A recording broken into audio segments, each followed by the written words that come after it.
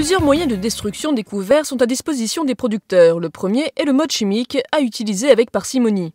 Dans la mesure où il faut aujourd'hui limiter l'emploi des produits phytosanitaires, donc c'est l'utilisation de glyphosate tout simplement. Il existe cependant des moyens de destruction mécanique. Le premier outil est le broyeur. Qui est assez largement utilisé, alors, notamment dans des couverts de haute végétation comme la moutarde blanche derrière moi. Dans le cas où l'on souhaiterait détruire le couvert avant l'hiver, donc fin novembre, début décembre, pour labourer ensuite, cet outil va permettre de ne pas travailler trop profondément la terre. Si on peut laisser passer l'hiver, soit parce qu'on est en non-labour, soit parce qu'on est plutôt sur des labours de fin d'hiver ou de printemps, effectivement le passage à un outil de type déchômage où on va mulcher le couvert peut simplement suffire à réduire une masse végétative importante qui laissera en plus un sol couvert, donc qui évitera les phénomènes d'érosion et qui derrière, de toute façon, aura déjà bien évolué pour un labour ultérieur ou un passage d'outils successifs. Cet outil est particulièrement adapté à des couverts de taille plus réduite. Que ce soit des outils à dents comme l'outil qui est là derrière, des outils à disque indépendants qui sont assez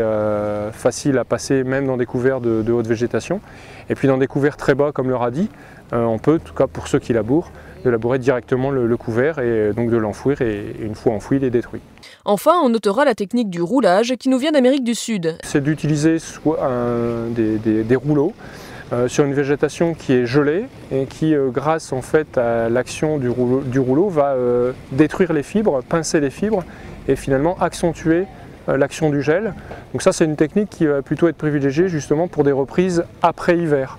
C'est-à-dire qu'on va profiter d'un gel hivernal pendant le mois de décembre pour laisser agir dans le temps en fait, cette destruction et on ne reprendra effectivement le sol que 2 mois à 3 mois après, puisque la destruction va être beaucoup plus lente.